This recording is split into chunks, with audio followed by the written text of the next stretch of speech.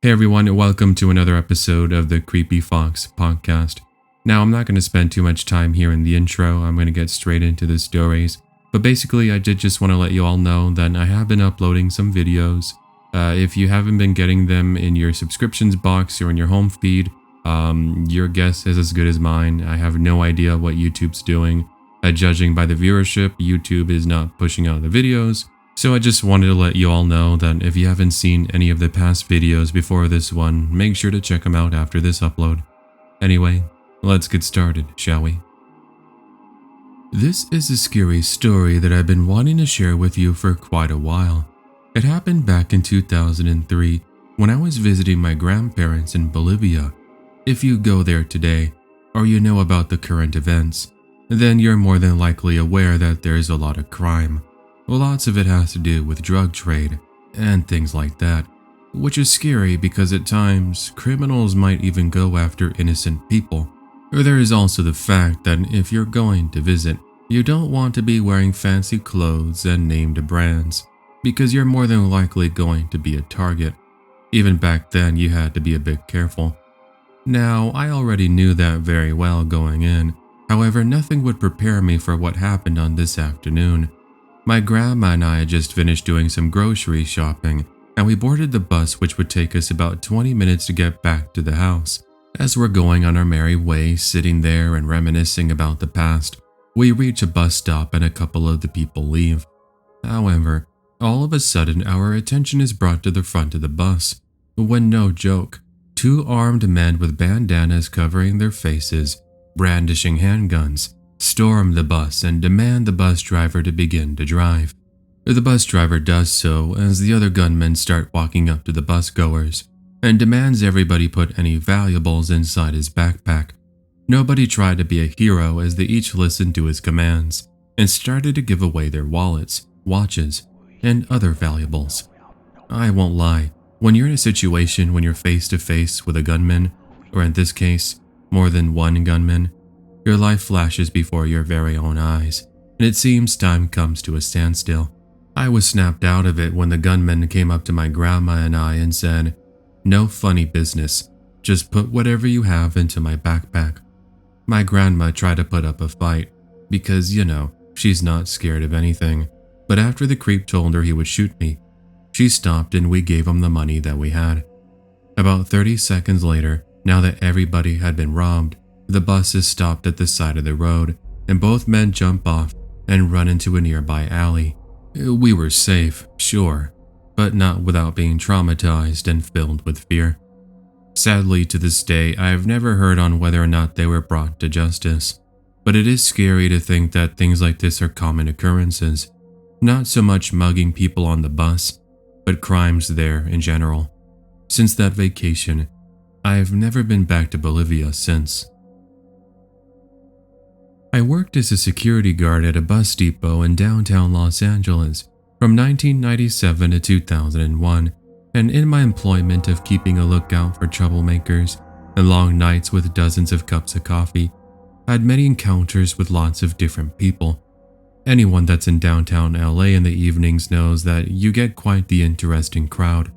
Lots of times you get people who were partying at nearby bars. Then you had the homeless people who would be camping out. And then there were the crazy ones. While I had my fair share of having to deal with drunks and creeps, the one incident that stands out to me the most is the one I want to share here on the Creepy Fox. I recall it had been raining heavily and I was seeking cover underneath my little golf cart, wrapped warmly and tightly in my heavy-duty rain jacket, and drinking some coffee I'd made in the office. There was a woman, about mid-40s, who just sat there all alone at one of the benches, presumably waiting for her bus to arrive, obviously underneath the cover of the roof above. I actually decided to drive on over to her and asked if she needed anything, because I was just trying to be nice. She asked me if I could get her a cup of coffee as her bus wouldn't get there for another 20 minutes. I, with a kind smile, said absolutely, and I get on my radio to tell one of my co-workers if they could bring over a cup of coffee so I could give it to this nice lady. I did accompany her for about 3 minutes until I'm told it was ready, and so I quickly head on over to grab the coffee. That minute or so of me leaving, would be the change of everything.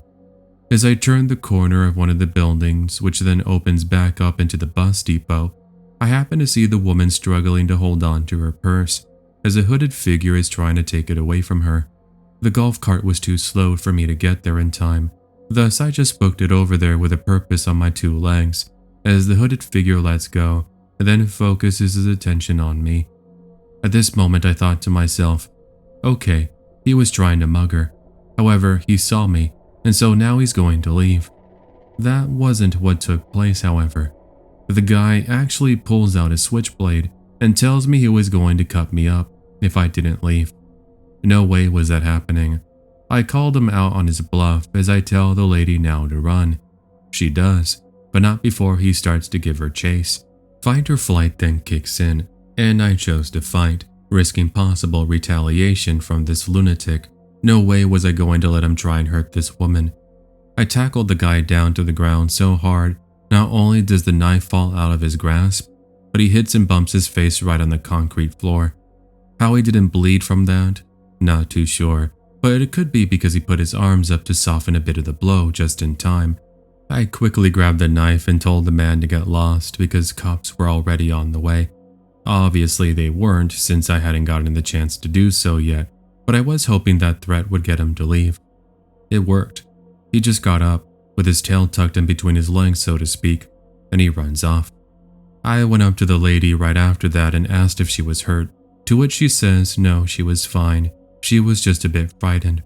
She proceeds to thank me profusely and calls me her hero, to which I told her I would do this for her or anyone. Her bus arrived 2 minutes later, and she gave me an embrace before leaving and being on her way. I saw her 3 more times after that incident, but then she just seemingly disappeared. I did continue to work at the bus depot, and luckily, I never did see that jerk again. Who knows where that woman is today? By this point, she's got to be in her late 60s or maybe early 70s, if my math and assumptions were off a bit. But I hope she's okay, and life has since turned out well for her. She seemed like a really nice lady, and I would hate to know if anybody had done anything bad to her. This is a story that my mom told me happened to her in the late 1980s, when she used to regularly take the bus to go to work. This takes place in Buena Park, California, and at the time my mom was in her early 20s. My mom tells me that one early morning, about 6 a.m. in November, she was sitting at her bus stop drinking a cup of coffee that she bought from the nearby donut shop, eagerly awaiting for her bus. In the 10 or so minutes that she had been there, she noticed the same gray van drive down the street over and over again, and at one point, the driver's side window rolled down, and my mom could see a man staring back at her. When they locked eyes, my mom got a really bad sensation in her stomach, so bad in fact that she almost considered heading back to the donut shop, but alas she wrote it off as just some creeps and reminded herself that the bus would be here soon, just hang in there. Little did my mom know, however, that the bus was running incredibly late. Go figure. Fast forward about 3 minutes and my mom no longer saw the van that had been essentially stalking her. She started to relax and let her guard down until she was startled by the sound of leaves being stepped on and crunching under someone's weight approaching from behind her. She immediately shot up from her seated position as she heard somebody then curse under their breath, and when she looks back, she gets the shock of a lifetime. It was the same creep from the van. But now my mom sees something that sends shivers down her spine. He's got a knife. The adrenaline and fear starts to run through my mom's body as she immediately books it toward the donut shop I mentioned, as a short chase ensues, with the man stopping just a short distance from said donut shop. The owner inside saw what had happened and was already on the phone with the police, as one of the patrons inside the donut shop proceeded to hold on to the front door so the man with the knife couldn't come in. Seeing he had been caught red-handed, the creep with the knife was soon joined by the gray van, and he then jumps back in, and they take off down the street. My mom was so terrified that she started to cry heavily well into the arrival of the officers arriving, although could you really blame her? To this day, my mom believes that the men in the van were stalking her and trying to kidnap her. It so happened that when she no longer saw them, It's because they parked just a short distance away behind her in a dark parking lot, and one of them tried to approach her from behind with the knife. The leaves he stepped on gave away his position and gave my mom fair enough warning to get away, and more than likely saved her life. I'm not sure if there's just something wrong with some people. I'm not really trying to paint everyone here with the same brush, so don't get the wrong idea. Or it's just that some people think it's generally okay to threaten you and treat you like garbage. But I want to go ahead and tell you about this really freaky incident that took place back in the summer of 2015. For quick context, this comes from a female who at the time was 25 years old. I work at and I continue to work at Disneyland at the Blue Bayou, and on this afternoon in question, I boarded the bus from the bus station in Fullerton. From there, I took my seat in the back, quickly taking out my headphones and putting on some music to unwind and to pump myself up, so to speak, for what was sure to be quite a busy evening. Summers at Disney, as some of you might know, are notoriously brutal, and by evening, most guests aren't going to listen to cast members, and they'll have a mind of their own, acting like children and complaining if they don't get it their way. But alas, what's new? Sorry, I'm getting too ahead of myself. Anyway, the bus is pretty empty for the first 10 or so minutes, so not much going on. An elderly couple sat in the front, another woman and her 2 kids were in the middle seats, and a guy around my age with a really cool Paramore t-shirt sat just a couple of seats ahead of me. When we crossed into Anaheim and stopped in front of a 7-Eleven, it's here when we picked up a large crowd. A fellow cast member joined the bus riders, a custodial to be exact, and just as the bus driver was about to leave, another man manages to make his way and boards on the bus. He looked pretty beat up, so to speak, and not trying to be mean here, but essentially my best guess was he might have been homeless, judging by his torn up clothing with holes in the pants, and the shoes being torn in the front where you can see his toes popping out. He's also got a long unkempt beard and thinning hairline. As I watched him about to take a seat in one of the middle rows, he happens to look straight at me, and as we lock eyes, I can see his expression change. He opens his mouth and smiles, and it's now I can see he's got these really yellow crusty teeth. I remember letting out this nervous sigh as I watch him walk up to me, and then asks me if he could sit in the window seat next to me, which was currently unoccupied. I guess in a way it was a nice thing I wasn't sitting there, otherwise I would have been trapped. Now, as not to blow something out of proportion, since technically speaking he hadn't done anything wrong, and all the other seats were pretty much now full, I said sure, and he squeezes by me, the smell of lingering alcohol and cigarette smoke quickly entering my nostrils in the process, almost causing me to puke. "Hey, what's your name, gorgeous?" I can hear him say through my headphones, which were currently set to low volume, as to hopefully get him to get the idea that I didn't want to speak to him since I had my headphones in. "Hey, I asked you a question. What's your name?" he said a little bit louder, causing some of the bus riders to look over in curiosity. I sighed and looked over to him, and then pointed at my name tag, which I currently had on, and I said, "It's Erica. Sorry, I couldn't hear you." This acknowledgement of me speaking to him caused him to start asking me a bunch of other random questions, to which I just gave short answers, hoping that by doing so, he would leave me alone and just keep to himself. Yeah, for whatever reason it seemed these minutes were feeling more like hours, and his body odor was really causing me to borderline want to pass out, or at least even throw up. "Hey, would you like to go out on a date with me?" he asks, to which this time I just straight up ignore him and just continue to look at my phone. I said, "Do you want to go out with me?" he asks again. This time, however, he's a lot more silent about it, but the way he said that sentence was filled with a lot more aggression. I ignored him again and continued to look at my phone, and this is when he does something pretty unexpected. He grabs my phone, which pulls out my earphones, which actually kinda hurt a bit by the way, and then with an angry tone similar to that of how Will Smith spoke, you know which incident I'm speaking of, he tells me, "Are you deaf or stupid? Which one is it? I'm asking you if you want to go out on a date. Don't you know how this works?" I was so scared at that moment, and I was really hoping somebody was going to speak up and come to my defense. But everyone then in that moment looked away and down at their phones, as if nothing had happened. Thanks a lot, everyone. By this point, we're just a few moments from reaching the bus stop in front of Disneyland on Harbor Boulevard, and in my head I'm just saying, just relax, grab your phone back, stand up, and begin to make your way to the door for a quick exit. Sorry man, I have bad anxiety and I listen to peaceful music to try and relax. Maybe some other time. To my surprise, he throws the phone back at me, nearly missing my face, and one last time he asks if I would consider going out with him for dinner. The bus makes its stop, and in one quick motion, I just get up and sprint on over to the exit. Of course, everyone is getting off here. I watched as the custodial cast member just walks past me with a quickened purpose and goes on his merry way. I was really hoping he could have at least kept me company, but to myself I say, the ordeal is over, the man is long gone. All that just for about 5 seconds, because when I hear my name being called, I look back and the man is running up to me with a really angry look across his face. At this point, I didn't care. I book it straight to a nearby security guard who was sitting in his little green booth, and as he's taking his time to come out, the creep from the bus comes up to me and no joke says, "I'm going to slit your throat, and then I'm going to have my way with your dead body." Then just like that, he super sprints out of there as I watch him head down this street, disappearing into the crowd walking on Harbor Boulevard. At that moment, I broke down in tears and fall down to the ground as I began to have a panic attack.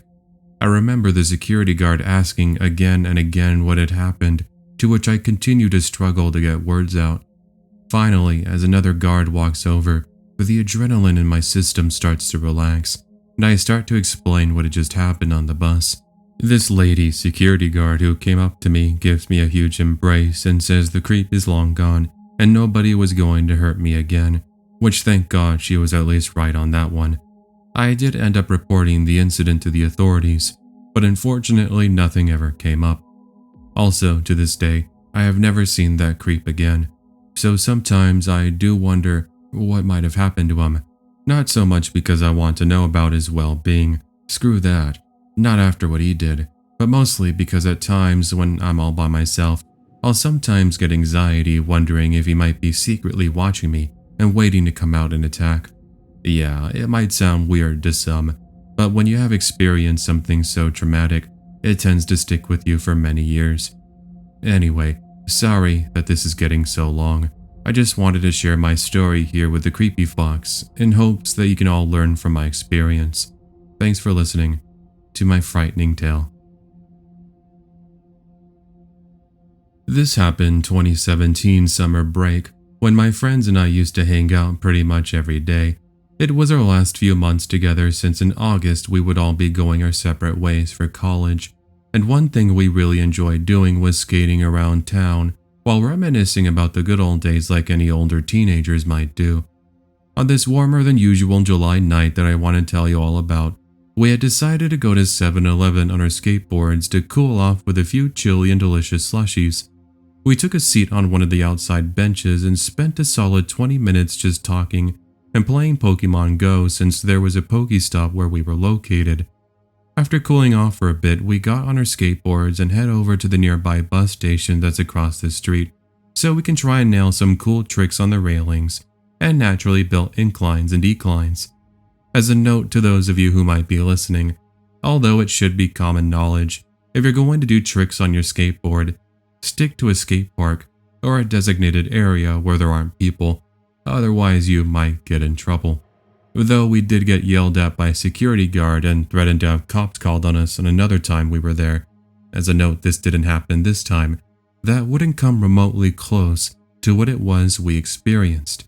You see, after maybe only 5 minutes of tricks and trying our best to become the next Tony Hawk, a slender middle-aged woman, whom we had seen earlier talking to herself, comes up to us and then asks us if we had any meth. Yeah, I'm not even kidding. Straight up asked us if we had any hardcore drugs and if we were willing to share. We're straight-edge kids, so naturally we tell her we had none. And so she just proceeds to stand there staring at us as if we spoke another language. And then after maybe 10 seconds of awkward staring, now she asks if we had any weed. Our best guess was that she thought, okay, skater kids, they gotta blaze it up, right? Again, we disappoint her by saying we don't have that either, and then she starts to whisper to herself, saying things like, "Should I kill them? No, not yet. Just wait." I asked her to clarify as my two friends and I are just kind of looking at her with a look of confusion, and then she does a complete 180 and runs off in the direction she had come from. Well, okay, that was weird, and my friends and I just write it off as her being on drugs and not completely all there in her mind. I did mention how we didn't get yelled at by a security guard. However, we did upset an elderly man who yelled at us and said, "You crazy kids, you're gonna bump into somebody and get hurt." I got where he was coming from now that I look back, but being an 18-year-old, we didn't listen to him.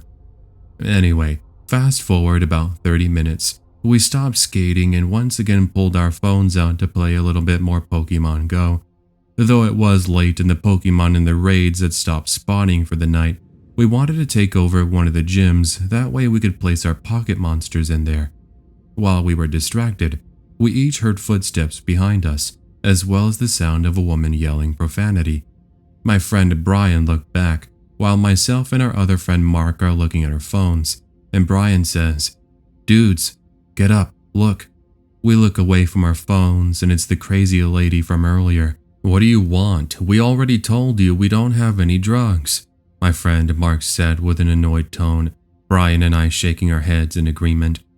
"I don't care. I want you guys dead. I hate you. I hate you." We weren't sure what we had done wrong, but her hatred knew no bounds. She actually pulled out a switchblade and then started to threaten us and swipe it at the air, saying that we were disrespecting her and calling her names. Clearly, she was out of it. My friends and I got up, and as we begin to walk away, she just loses it and says, "Come here." We booked it across the street to the little shopping center where the 7-Eleven is located, and wouldn't you know, life working in strange and mysterious ways. There was a police officer who was just walking out of the store with what we assumed was a cup of coffee. Just imagine his surprise seeing a bunch of 18-year-olds being chased by a crazy lady with a knife who was telling us how much she hates our guts. Not something I'm sure he was expecting. So, the officer was able to put two and two together, and we saw him take out his service sidearm and point it at the lady, telling her to drop the knife. "Drop the knife. Drop the knife." He kept yelling commands at the lady as she just stood there in place a good distance from all of us, while yelling at the sky, saying things like the voices told her to do it. We were really expecting to see this lady get shot, but that didn't happen. Instead, the officer radioed for backup, all the while the lady just stood at a distance yelling until his backup arrived. They switched to non-lethal force, and we watched, now from the safety from inside the 7-Eleven, as they managed to detain the woman and place her in handcuffs with no further struggle. It was definitely a pretty crazy experience for sure. We did give our statements to the police officers, and after about 20 minutes, we ended up going back to our homes, but not without telling our parents about what we had experienced. We later found out that she was a local druggie who had a previous criminal history with the sale of drugs and even armed burglary. I'm still convinced to this day that she had to have been on some sort of drugs or other hallucinogenics that night, especially knowing her previous history. So anyway, that's the story of the time we got chased by a crazy lady at our local bus station. I've heard plenty of scary stories about people experiencing creepy people on the bus or even at bus stations, but I rarely hear stories that come from bus drivers themselves. I guess not too many of us really listen to these sorts of videos. Now, to be fair, I'm now retired from driving the city bus, but that doesn't mean I didn't have plenty of scary and creepy experiences while on the job. One such incident that I can recall pretty fondly occurred in December of 2003. This takes place in Anchorage, Alaska. I don't think I have to spend too much time here telling you that during this time of the year, it's not only freezing, but it's dark as all heck. You're only going to get a few hours of sunlight. Yes, believe it or not, the bus still runs, up to a certain criteria.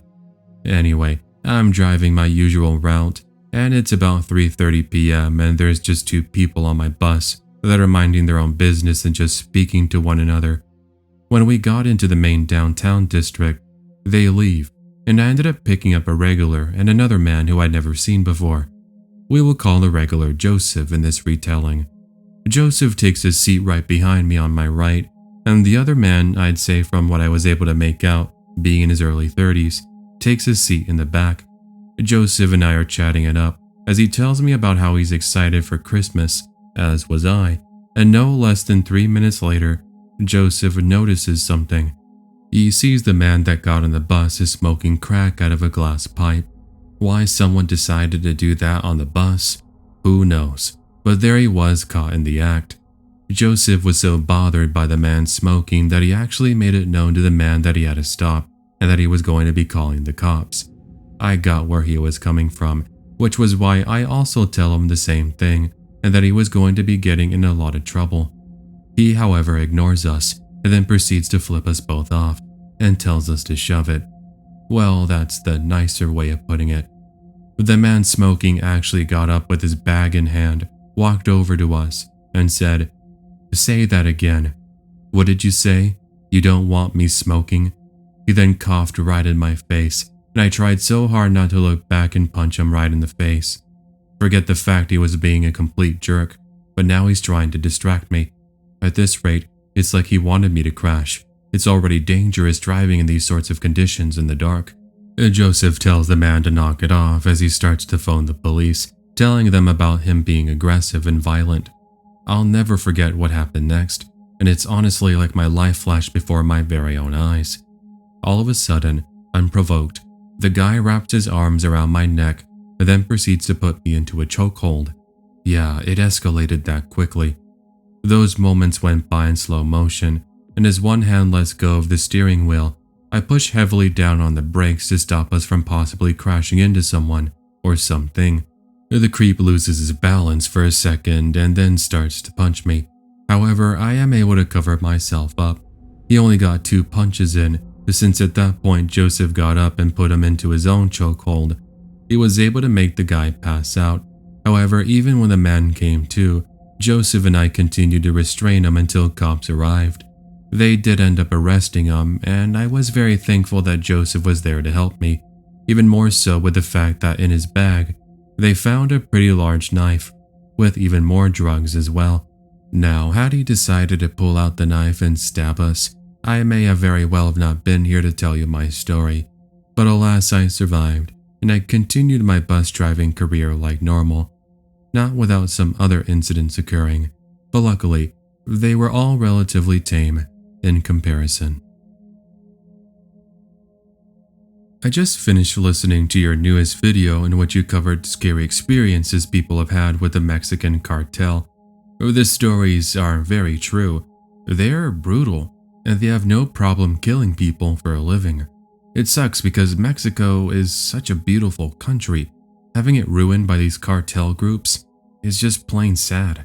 I really recommend you take a listen if you really want to hear of those horrors. I wanted to bring that up because whether or not these were cartel members, I can't be too sure, but it is an experience of mine that took place in Mexico in November of 2018. With me was my mom and dad, and my uncle had just dropped us off at the bus station where we would take a large shuttle bus that takes us and others to the airport. We were catching our flight back to LAX from Guadalajara at 10 a.m. However, because it was a 3-hour drive from where we were, our bus would be leaving at 5 a.m., so we would get there at 8 a.m. Anyway, I bring this up because it's early morning. We're exhausted and it's really quiet in this small building.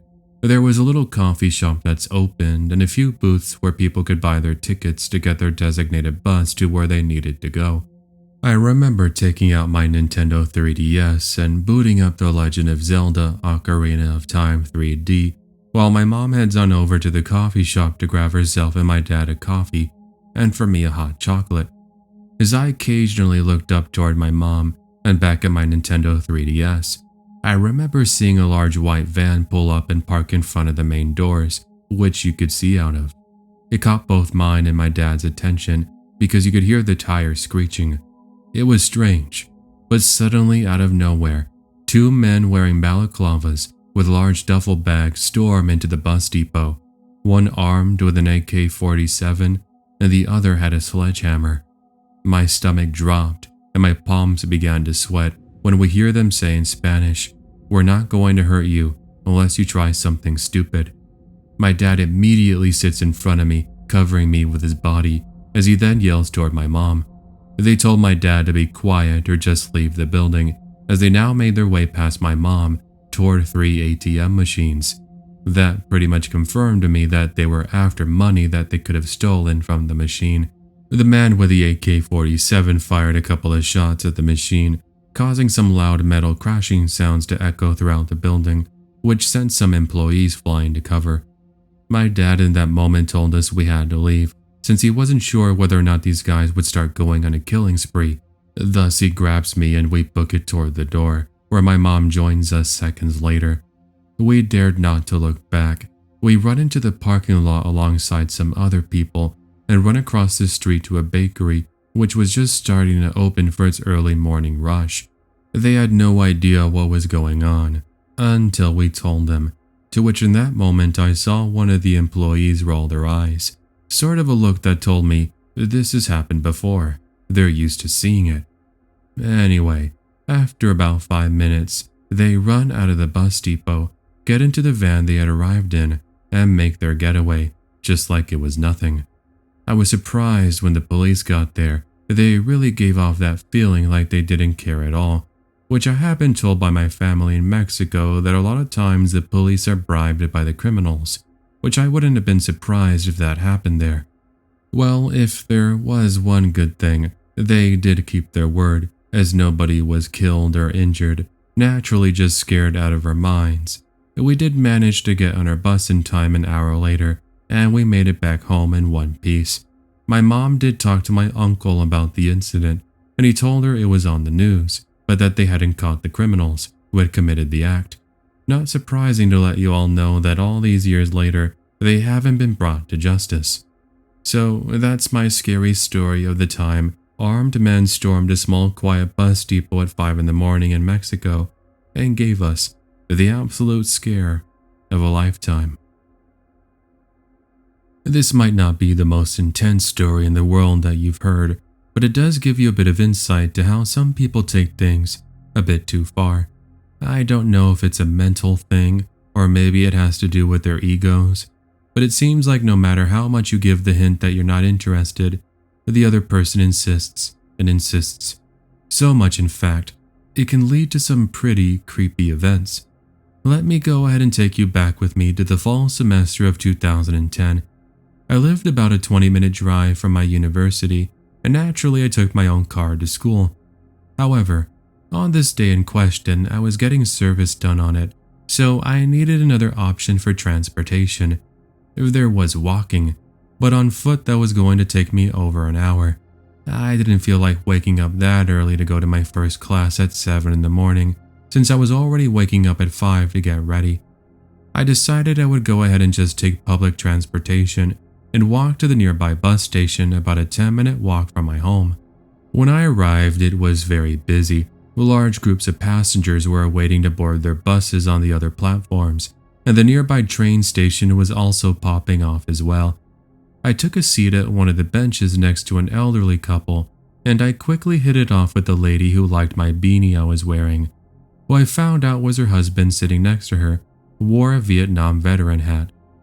Out of nowhere, in the middle of our conversation, a heavy-set man with a backpack walks up to me and says, "Hey, long time no see. It's been a while. How have you been?" I looked at him and I was like, "I'm sorry? I've never met you before." He responds with, "Yeah, you have. Remember that party at your friend's house? You were pretty drunk, but you're still as pretty as I remember you. Here's the thing with me. I don't drink alcohol, and still to this day I never do. So to get drunk, that was out of the question. I think you might have mistaken me for somebody else, sir. I don't drink, and as such, I would remember if I had seen you."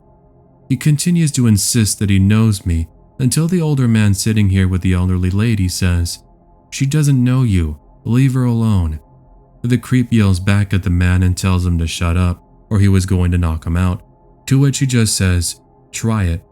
The guy ignores him and then suddenly grabs a hold of me. Those moments went by in slow motion, and he says, "Come on, you're coming with me. We have so much to catch up on." The Vietnam vet gets up and grabs the man's other wrist. He held on to it so hard that I was really thinking he was going to break it. After a few seconds, the creep yells at the older man to let go, and he finally does and proceeds to use a bunch of profanity and threatened that he was going to come back again. He then just walked away almost as quickly as he had arrived. Yeah, I was pretty scared by the incident, but more so confused to what exactly this guy was going on about. Apparently he had some issues to just randomly go up to people and grab them for no reason at all. I did get on my bus and made it to school in one piece. However, I never took the bus again after that day. Anytime I was without my car, which was rarely, I would just take my bicycle instead. So let's start off with some pre-context to the encounter itself, so you can get a basic idea of how everything led up to this very moment at the bus station. It was May 2019, and my friend Maria and I had gone to see the band The Red Jumpsuit Apparatus as they were playing at the Slide Bar in Southern California. The venue/bar is now since closed since the owner sold the place, but back then it was all the rage for people like me who loved rock and roll and having a drink at the same time. While we were watching the band play in the back venue, about 150 to 200 people, I kept noticing this guy in like his mid to late 30s who was constantly looking over at me really weirdly. He was just a tad shorter than me. I'm relatively tall for a girl, 5'7". He had a beer belly that was sticking a bit out of his AC/DC t-shirt. He had his head shaven, with a beard, and wore glasses. When I told my friend I would be right back and I was heading toward the restroom, he followed me out too and caught up to me, asking if I wanted to get a drink with him at the bar. I told him no thank you, and after seeing him grow a bit agitated, he walked away. By this point, it's about 11 p.m., and before going home, I wanted to get a little bit of water since I was a bit dehydrated. Maria and I head to the bar to grab some waters, and it's here the guy who was in the back venue just a while before walked over to us. He clearly had been drinking since his speech was impaired and slurred as well. He asked us how the rest of the show went, and Maria, not knowing that I had encountered the man earlier or that he was looking at me funny, with a kind smile and acknowledgement, told him it was fun and that we had a good time. The guy says that we could have an even better time back at his apartment, and he could show us what it was like to feel euphoria like we had never felt before, to which we both just awkwardly look at him and said we weren't interested and that we both had boyfriends. He proceeded to curse both of us out in that moment, saying, "The heck with your boyfriends, I'll be your man from now on."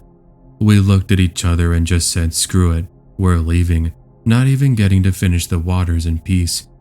Now, in order to get to our cars, we had to walk through a small bus depot and then across the street into a parking structure so that we can get into the car and leave.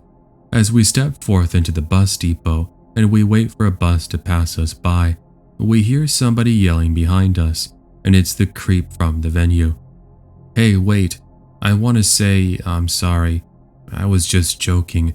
I didn't want you two leaving without me apologizing first." We looked at each other again with the expression of, the nerve of this guy, before telling him it's whatever, and then we crossed the little way in front of us so we can get to the end of the bus depot. No joke, the guy, after stopping behind us to give us the apology, then runs up to us and says, "Yeah, right, as if, you two are mine." By that point, we already are booking it across the parking lot, all the while this drunken creep is giving us chase.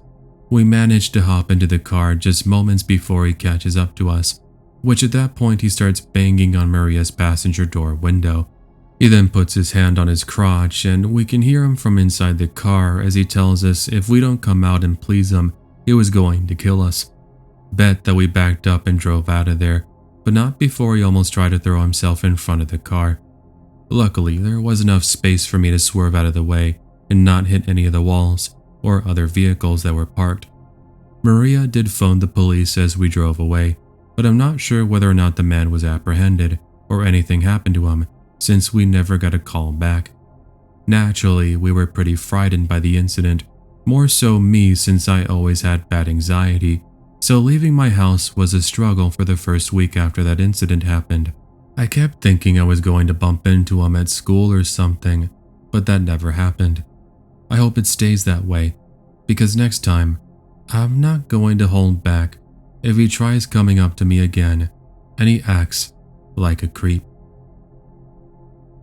Hi there. I have a story that happened to me on October 19th, 2016, when I was 20 years old. I'm 26 now. This still creeps me out to this day. For the record, I'm autistic and have ADHD and PTSD, so sometimes I handle things a bit differently. I used to take the bus home from work. I work for Goodwill, by the way. Anyway, when my mom was still living, she would always pick me up from the bus stop. My mom sadly passed away last year. I would call my mom when I got close to home, and sometimes I would get there before her. This day was one of those days. So when I got off the bus, a lady, probably in her 50s, started walking towards me, and I knew right away she was going to start trouble. Sure enough, she did. She had a piece of paper in her hands with a bunch of names on it. She walked up to me and asked if I was any of those names on the paper.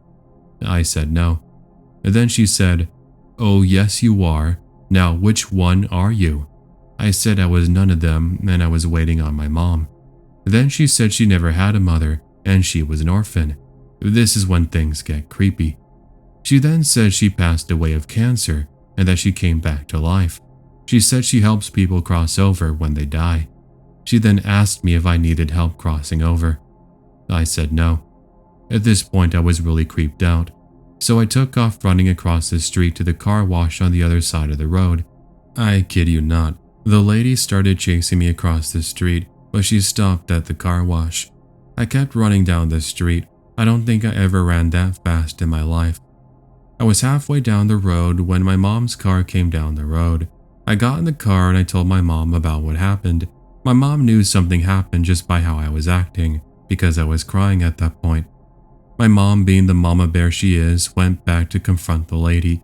The lady was still there by the car wash. She was cutting papers with scissors and throwing them away for whatever reason. My mom got out of the car and started yelling at the lady. She said, "You're scaring my daughter." The lady was acting crazy again. She said she didn't know what my mom was talking about. My mom then said, "Look at my daughter, she's crying." The lady then said, "Oh, those are false tears," which was a lie. She then said the same stuff she said to me. My mom told her to leave me alone, to which the lady now responded by saying that she was Lady Gaga, which was definitely a lie. My mom then got back in the car and we went home. When we got home, we called the cops and told them about what happened, and they said they would go check the area. We never heard anything else from them though. I never saw that lady again, thank God. I was scared to take the bus for a while after that, but I still remember all this like it was yesterday. My mom was so protective of me, even as an adult. By the way, I still have my dad, and he is also protective of me, even more so since my mom passed away. So that's my story. Thanks for listening.